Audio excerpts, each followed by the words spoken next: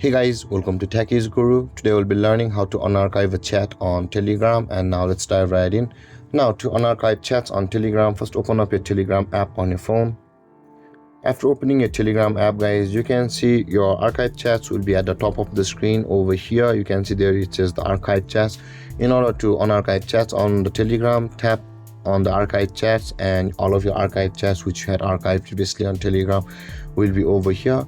Now in order to unarchive it, tap and hold on that chat which you want to unarchive for a moment, and when the green tick mark at the left side of that chat box appears on the profile picture, similarly the three dotted icon will be available for us at the top right corner of the screen. So let's do that again, and you can see the three dotted icon is available for us. Tap on that three dotted icon at the top right, and on this interface or the pop-up box you can see there is an unarchive option available for us just above the mark as unread. Tap on that unarchive button and that chat will be unarchived on Telegram.